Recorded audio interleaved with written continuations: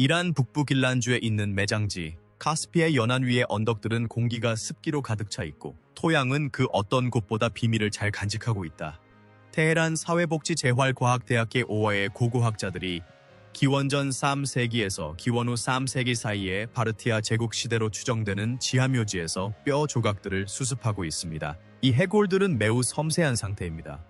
유전학자들이 원하는 것은 인체에서 가장 밀도가 높은 뼈인 귀 뒤쪽의 추체골입니다. 왜냐하면 그 뼈 조각 안에 거의 200년 동안 땅속에 묻혀있던 고대의 DNA가 들어있기 때문입니다. 그리고 마침내 그 DNA 염기 서열이 분석되면 지난 세기에 출판된 거의 모든 역사 교과서가 페르시아인의 기원에 대해 가르쳐온 내용과 모순되는 결과가 나올 것입니다. 이것이 바로 상황입니다. 극적인 것이 아니라 신중하고 조용하며 기술적인 과정입니다. 하지만 그 결과는 결코 조용하지 않았습니다. 우리 대부분은 다음과 같이 배웠습니다. 페르시아인들은 메디아인들처럼 그리고 남아시아로 이주한 인도아리아인들처럼 초원 민족이었다는 것입니다. 카스피해와 흑해 북쪽의 초원지대에 살던 유목민들은 초기 인도 유럽어족 언어를 사용했으며 기원전 2000년에서 1000년 사이에 남쪽으로 이주하여 이란 고원에 정착했다. 페르시아인에 대한 최초의 아시리아 기록은 기원전 843년으로 거슬러 올라가는데 당시 그들은 아시리아 제국의 북동쪽 국경의 약탈자로 나타났다. 전해지는 이야기에 따르면 그들은 그곳에서 고원 깊숙이 이동하여 오늘날의 파르스주에 해당하는 페르시스라는 지역에 정착했고 엘람 왕국을 정복했으며 기원전 550년경 메디아 제국을 흡수했고 키루스 대왕치에서 고대 세계 역사상 가장 큰 제국을 건설했습니다. 그들은 말과 전차, 그리고 다리우스와 크세르크세스의 언어가 된 고대 페르시아어를 가져왔는데 이 언어는 베이스툰의 절벽에 새겨져 있습니다. 그들은 조로아스터교를 가져왔고 다리우스 자신이 나크시의 로스탐에 자신의 혈통을 묘사하기 위해 새긴 아리아라는 단어도 가져왔습니다. 페르시안, 페르시아인의 아들, 아리아인, 아리아게. 그 의미는 명확했다.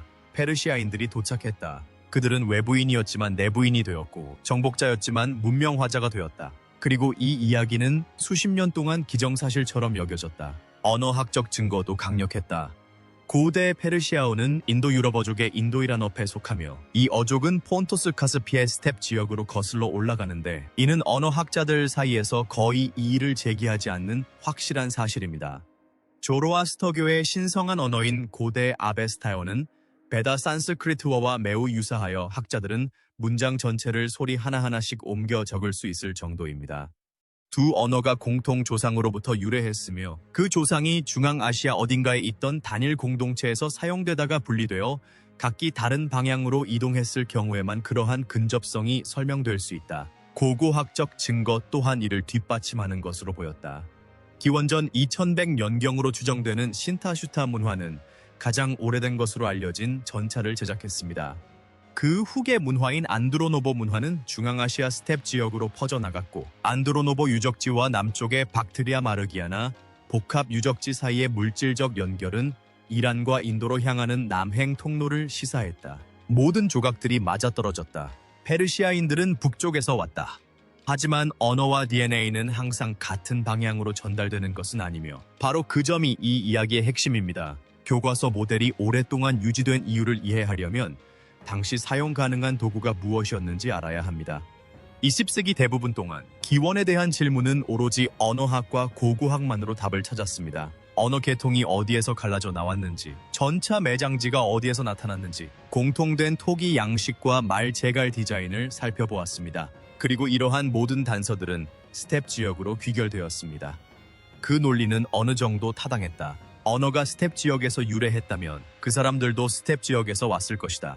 언어는 인구 집단 내에서, 그것도 전체 인구 집단 내에서 전파된다는 가정이었다. 고대 페르시아어가 이란 고원에 도달했을 때 그것은 유전자 풀을 재편할 만큼 거대한 이주민 물결 속에 섞여 들어왔다는 것이다. 이것은 소수의 의견이 아니었다. 거의 한 세기 동안 역사 언어학에서 기본 틀로 자리 잡았다. 그리고 직접적으로 검사할 방법이 없었기 때문에 살아남을 수 있었습니다. 고대 DNA는 2010년대에 이르러서야 실용적인 도구로 자리 잡았습니다. 심지어 그때조차도 이란 고원은 서아시아에서 체계적으로 샘플링된 마지막 지역 중 하나였습니다. 더운 기후는 DNA를 손상시킵니다. 페트루스 뼈 추출 기술은 2015년경에 이르러서야 정교해졌으며 서구 유전체 연구소들이 이란의 고고학 유적지에 접근하는 것은 정치와 물류 문제로 인해 복잡했습니다. 그래서 스텝 2주 모델은 그것을 실제로 확인하거나 반박할 수 있는 유일한 형태의 증거에 의해 도전받지 않고 그대로 자리 잡았습니다. 첫 번째 균열은 이란이 아니라 이란-이라크 국경에 있는 자그로스 산맥의 한 동굴에서 나타났습니다. 2016년 두 연구팀이 몇 달 간격으로 획기적인 논문을 발표했습니다. 브루차키와 그의 동료들은 과학저널 사이언스에 발표한 논문에서 기원전 74년부터 55년경으로 추정되는 웨스메 동굴에서 발견된 보존 상태가 양호한 남성을 포함하여 동부 비옥한 초승달 지대에서 출토된 초기 신석기 시대 유골 4개의 게놈을 분석했습니다. 그들이 발견한 것은 놀라웠습니다. 이 자그로스 산맥의 농경민들은 후에 유럽으로 퍼져나간 아나톨리아 신석기 시대 사람들과 유전적으로 구별되었습니다. 두 집단은 약 4만 6천 년에서 7만 7천 년 전에 분리되었습니다. 이는 지역적인 차이가 아닙니다. 이는 모두가 단일한 비옥한 초승달 지대 인구라고 여겼던 지역의 중심부를 관통하는 깊고 거대한 대륙 분열입니다. 한편 케임브리지 대학교의 갈레고 요렌테 교수와 그의 동료들은 이란 서부 케르만시아주에 있는 갸니달의 유적지에서 발굴된 최초의 게놈 데이터를 발표했습니다. 그 인물은 약 1만 년 전에 살았던 여성으로 염소를 체계적으로 사육했다는 가장 오래된 증거가 발견된 유적지에서 출토되었는데 그 시기는 약 900년 전으로 추정됩니다. 갸니달에는 자그로스 고산지대의 가마사브 계곡 해발 400m 고지에 위치한 전형적인 봉분 유적지로 직경 약 40m에 달하며 7에서 8m, 2개의 신석기 시대 문화층과 5개의 거주층, 그리고 바닥 아래 매장 흔적이 발견되었습니다. 이곳은 임시 야영지가 아니었습니다. 이 공동체는 그대로 남아 있었습니다. 그녀의 유전자는 아나톨리아 농경민이나 유럽인이 아닌 카프카스 수렵 채집인과 가장 가까운 것으로 나타났습니다. 주성분 분석 그래프에서 그녀는 현대 파키스탄인, 아프가니스탄인, 그리고 특히 이란 조로아스터교도들과 가까운 위치에 있었는데 이들은 고원 지역에서 이슬람 이전의 유전적 유산을 가장 잘 보존했을 가능성이 높은 집단이다.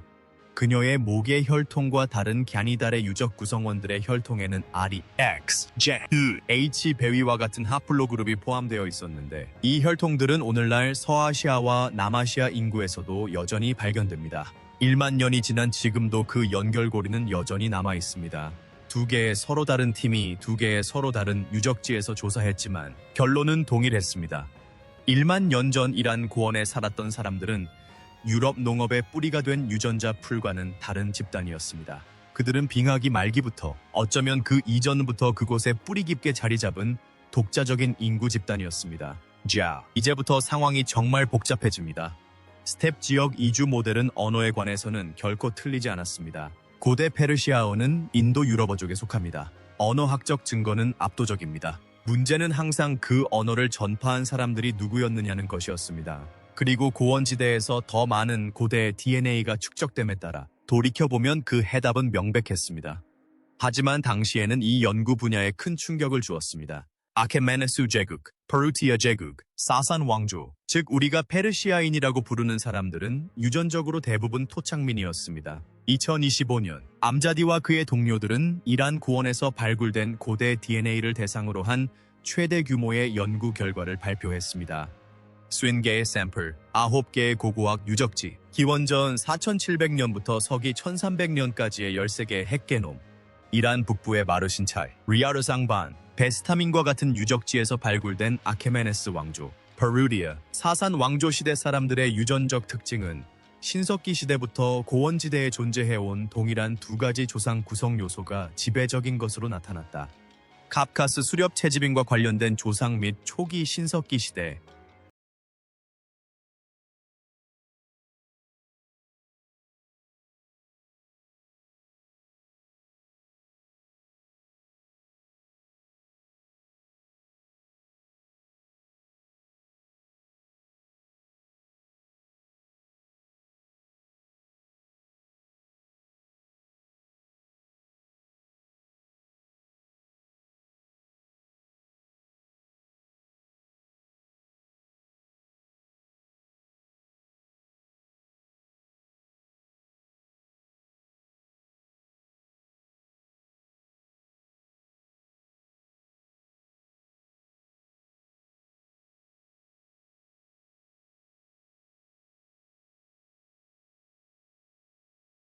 이란 농부의 조상, 즉 간지다라 출신의 그 여성이 지닌 것과 같은 깊은 혈통. 이 두 가지 요소는 철기 시대를 거쳐 역사 시대까지 45%부터 51%까지 수준으로 지속되었습니다.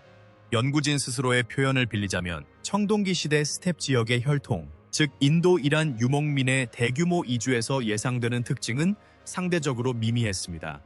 이 채널에서 고대 DNA와 그것이 서아시아 사람들에 대해 밝혀주는 내용에 대한 보도를 꾸준히 보셨다면 언어와 유전자 사이의 불일치가 이란에만 국한된 현상이 아니라는 것을 이미 알고 계실 겁니다. 우리는 투르크멘족에게서 이를 보았습니다. 그들은 투르크어를 사용하지만 유전적으로는 인도 이란계 이웃 민족과 더 유사합니다. 또한 아제르바이잔족에게서도 이를 볼 수 있습니다. 그들의 투르크어는 조지아인 및 아르메니아인과 유사한 유전자군을 형성합니다. 하지만 페르시아 사례는 역사상 가장 위대한 제국 중 하나의 기원을 설명하는 방식의 근간을 이루고 있기 때문에 가장 중요한 사례라고 할 수 있습니다. 기존의 서술과 새로운 유전적 증거의 충돌이 흥미로운 콘텐츠라면 구독을 고려해보세요. 우리는 지금 무언가를 구축하고 있으며 앞으로 몇 달 동안 제국의 유전학을 심층적으로 탐구할 것입니다. DNA 분석 결과가 무엇을 보여주고 무엇을 배제하며 무엇을 시사하는지 구체적으로 말씀드리겠습니다. 이 연구 결과는 아케메네스 왕조부터 사산 왕조 시대에 걸쳐 북부 이란 고원에 살았던 역사시대 인구들이 그들을 현지 청동기 시대 인구와 직접적으로 연결하고 더 거슬러 올라가면 자그로스 산맥의 신석기 농경민과도 연결되는 유전적 특징을 지니고 있음을 보여준다. 이 연구는 그들의 근현 조상을 모델링하여 고누르 테페와 시팔리 테페와 같은 청동기 시대의 유적지와의 강력한 연관성을 발견했습니다. 그들의 Y 염색체 하플로 그룹은 모두 J 하플로 그룹에 속합니다. 청동기 시대 스텝 목축민과 가장 강력하게 연관된 Y-DNA 마커인 R1A와 인도, 이란 어족이 중앙아시아와 남아시아로 확산된 사례는 단 한 건도 발견되지 않았습니다. 이것이 배제하는 것은 대규모 인구 교체입니다. 만약 페르시아인들이 교과서 모델에서 제시하는 것처럼 대규모로 스텝 지역에서 이주해왔다면 그들의 유전적 흔적은 명백해야 합니다. 알리레이는 아케메네스 왕조 시대의 매장지에서 상당한 빈도로 나타나야 합니다. 스텝 지역과 관련된 상염색체 조상은 주요 구성 요소여야 하며 부차적인 요소가 되어서는 안 됩니다. 데이터는 이를 뒷받침하지 않습니다. 스텝 신호는 존재하지만 그 크기는 작으며 이는 최초의 이주 사건이 아니라 수세기에 걸친 접촉과 유전자 흐름과 일치합니다. 이는 인도 유럽어족 페르시아어가 고원 전역으로 확산된 것이 엘리트 계층의 지배력 확립에 따른 사건이었을 가능성을 시사한다. 인도 이란어족 화자들로 구성된 비교적 소규모 집단, 아마도 전사 귀족이나 무역 엘리트였을 것으로 추정되는 이들이 고원에 도착하여 기존 인구를 대체하지 않고 언어적, 문화적 헤게모니를 확립했다. 자그로스 산맥 깊숙한 곳에 혈통을 이어받은 지역 주민들은 새로운 언어, 새로운 종교, 어쩌면 새로운 정치 구조까지 받아들였지만 유전적으로는 예전의 모습을 그대로 유지했다. 땅은 주인이 바뀌지 않았다. 문법만 바뀌었을 뿐이다. 엘리트 지배 모델이 보편적으로 받아들여지는 것이 아니며 이해관계가 얽혀 있기 때문에 논쟁이 뜨거워지는 지점이 바로 여기입니다. 인도 유럽어족의 확산은 역사 언어학에서 가장 정치적으로 민감한 문제 중 하나이며 여러분이 주는 답변은 전 세계의 문명이 자신들의 기원을 이해하는 방식에 영향을 미칩니다. 일부 연구자들은 스텝 지역에서의 인구 이동 신호가 비록 규모는 작지만 이는 성별 편향이 심한 이주, 즉 문화적 영향력이 인구 규모에 비해 훨씬 컸던 소수의 고위층 남성들의 이동을 반영하는 것일 수 있다고 주장합니다. 유럽에서는 스텝 지역으로의 이주가 남성 편향적이었으며 유입된 Y 염색체가 상염색체 DNA보다 훨씬 더 급격하게 지역 혈통을 대체했다는 것을 알고 있습니다. 이와 유사한 현상이 이란에서도 일어났을 가능성이 있습니다. 전사 엘리트들은 명성과 권력을 통해 자신들의 언어와 종교를 강요했으며 대대로 지역 여성들과 결혼하여 결국 Y-DNA 특징 자체가 희석되거나 경쟁에서 밀려나게 되었습니다. 2025년 연구에서 R1A가 빠진 것은 주목할 만하지만 고대 DNA 연구로서는 표본 크기가 크긴 하지만 여전히 이란 북부의 특정 지역에 국한되어 있습니다. 13개의 핵 게놈은 고대 DNA 연구 기준으로는 많은 양이지만 전체 지역을 대상으로 한 조사는 아닙니다. 이란 남부와 동부 지역은 여전히 표본 조사가 미흡한 상태입니다. 다른 이들은 현재 투르크메니스탄과 아프가니스탄에 걸쳐 있는 박트리아 마르기아나 고고학 유적지인 베마기 인도 이란의 팽창을 위한 전초 기지 역할을 했다고 지적합니다. 베마크족 인구는 주로 이란 신석기 시대 조상 약 60%부터 65%까지로 구성되었으며 여기에 아나톨리아 농경민과 서시베리아 수렵 채진민의 요소가 더해졌다. 베막 지역을 통과하는 인구는 페르시아에 도착하기 전부터 이미 현지 이란 고원 관련 혈통과 상당 부분 혼합되었을 가능성이 있다. 즉, 이주 신호가 도착 전에 희석되어 인구 통계학적으로 유의미한 이주였더라도 감지하기 어려웠을 수 있다는 것입니다. 벤프범 기능한 방법론적 문제입니다. 이주민들이 이미 현지인과 어느 정도 닮아 보인다면 DNA만으로는 그들을 기존 주민들과 쉽게 구분할 수 없습니다. 그리고 덜 알려져 있지만 들어볼 만한 세 번째 관점이 있습니다. 일부 학자들은 인도-이란어족의 기원이 스텝 지역이라는 것이 일반적인 견해처럼 확고한 것인지에 대해 의문을 제기한다. 2019년 신대와 그의 동료들이 학술지 셀에 발표한 연구에 따르면 인더스 문명의 이란 관련 조상은 실제 이란 고원 농부들이 농사를 시작하기 전에 갈라져 나온 계통에서 유래한 것으로 나타났습니다. 그 발견은 단순한 서쪽에서 동쪽으로의 이주 이야기를 복잡하게 만들었다. 청동기 시대 스텝 지역 확장 훨씬 이전에 이 지역에서 여러 방향으로 조상이 혈통을 흘렸다면 언어 계통도는 우리가 가정해왔던 것처럼 인구 이동과 깔끔하게 일치하지 않을 수도 있다. 더 깊은 문제점도 있습니다. 2024년 네이처 커뮤니케이션즈에 발표된 발리니와 그의 동료들의 연구는 페르시아 고원이 호모 사피엔스가 아프리카에서 처음 이주한 후 약 7만 년에서 4만 5천 년 전 사이에 약 2만 년 동안 거주했던 지리적 중심지였으며 이후 유럽, 동아시아, 오세아니아로 흩어져 정착했다고 밝혔습니다. 만약 그 발견이 사실이라면 이란 고원의 유전적 뿌리는 1만 년이 아니라 7만 년 전으로 거슬러 올라가는 것입니다. 이 고원은 페르시아 문명의 발상지일 뿐만 아니라 아프리카를 제외한 전 세계 인구의 정착을 위한 거점이었을지도 모릅니다. 그렇기 때문에 유전적 연속성 발견은 더욱 놀랍습니다. 이 땅에서는 제국들이 흥망성쇠를 거듭했습니다. 엘람, 미디아, 아케메네스 왕조, 셀루코스 왕조, 페루디아, 사산 왕조, 아랍 정복, 몽골 침략까지. 그리고 그 모든 과정을 통해 자그로스 산맥의 깊은 혈통은 수천 년 동안 50% 이상 끊이지 않고 이어져 왔습니다. 우리가 아직 설명할 수 없는 부분들이 있습니다. 연구 저자들은 현재 이란 고원에서 발굴된 중세시대 유전체는 단 2개뿐이라는 점을 인정합니다. 사산 왕조 시대에서 이슬람 시대로의 전환은 이 지역 역사상 가장 변혁적인 문화적 변화 중 하나였지만 유전학적으로는 거의 완전히 미지의 영역으로 남아 있습니다. 아랍 정복은 고원지대에 측정 가능한 유전자 흐름을 가져왔을까요?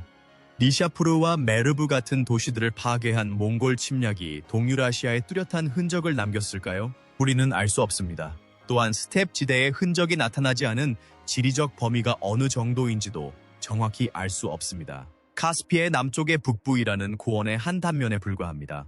아케메네스 제국의 중심지는 남서부의 파르즈 지방이었습니다. 페르세폴리스와 파사르가다에 그리고 키루스 대왕의 무덤이 그곳에 있습니다. 그런데 우리는 이 유적지들에서 고대 DNA를 거의 발견하지 못했습니다. 물론 상황은 언제든 바뀔 수 있습니다. 이 점을 분명히 밝혀두는 것이 중요합니다. 또한 아케메네스 왕조가 그들을 흡수하기 전까지 고원의 북부와 서부 지역을 지배했던 메디아인에 대한 문제도 있습니다. 메디아인들은 여러 기록에 따르면 이란어를 사용하는 민족이었습니다. 그들은 유전적으로 너무 지역적이었던 것은 아닐까요? 아니면은 카프카스 회랑에 더 가까운 북서부 지역이라는 지리적 이점이 그들을 스텝 지역 조상의 유전적 전달 경로로 더 적합하게 만들었을까요? 현대 하마단에 위치한 그들의 수도 에크바타나의 고대 DNA가 발견되지 않은 이상 우리는 추측만 할 수 있을 뿐입니다. 우리가 확실히 말할 수 있는 것은 페르시아인을 이주해온 초원민족, 즉 도착해서 제국을 건설한 사람들로 보는 관점은 이제 최소한 불완전해 보인다는 것입니다. 그 제국을 건설한 사람들은 이미 그곳에 살고 있었습니다. 그들은 자그로스 산맥의 높은 계곡에서 처음 염소를 기르던 시절부터 간지다레의 진흙 벽돌방 바닥 아래에 죽은 자들을 묻던 시절부터 어쩌면 마지막 빙하기가 끝날 무렵 바로 이 고원에 서서 빙하가 물러가는 것을 지켜보던 시절부터 그곳에 있었다. DNA 분석을 통해 특정 집단이 깊은 지역적 뿌리를 가지고 있음이 밝혀지면 사람들은 이를 자신들의 주장을 입증하는 증거로 받아들이는 경향이 있습니다. 민족적 자긍심이 이러한 발견을 장악하고 소셜미디어는 이를 밈으로 만들어버립니다. 하지만 유전자 분석이 실제로 보여주는 것은 단순한 소유권 이상의 훨씬 더 흥미로운 사실입니다. 그들은 다리우스가 돌에 새긴 정체성, 아리아라는 단어, 언어, 종교, 정치, 체제와 같은 것들이 외부에서 유입되어 인구 자체가 대체되지 않고도 완전히 수용되고 토착적인 것으로 변형될 수 있음을 보여줍니다. 언어는 전파되었습니다. 문화는 전파되었지만 사람들은 그곳에 남았습니다. 현재 테헤란에서는 사회복지재활과학대학의 오와 같은 기관에서 훈련받은 새로운 세대의 이란 유전학자들이 고원 전역에서 더 많은 고대 유전체 서열을 분석하기 위해 노력하고 있습니다. 2025년 연구는 여전히 남아있는 공백들을 명확히 지적합니다. 파루스주, 후제스탄주, 동부 사막지역, 시스탄, 발루치스탄주 등 조사 대상 지역마다 연속성 이야기가 더욱 깊어지거나 복잡해질 것입니다. 하지만 어떤 결과가 나오든 이미 밝혀진 사실은 변하지 않을 것입니다. 3000년 동안 내 제국의 흥망성쇠와 정복, 개정, 혁명을 거치면서도 DNA는 그대로 유지되었습니다. 그리고 그것은 지금 일어나고 있는 일과 연결됩니다. 오늘날 이란에는 8천만 명이 넘는 사람들이 살고 있으며 그들은 페르시아어를 사용합니다. 페르시아어는 인도 유럽어족의 구조를 가지고 있으며 그 기원은 스텝 지역으로 거슬러 올라갑니다. 하지만 그 언어를 담고 있는 몸들, 문법 아래에 숨겨진 유전자들은 자그로스 산맥, 그 고원 자체, 농업 이전, 제국 이전, 페르시아라는 개념 자체가 존재하기 이전의 시대로 거슬러 올라갑니다.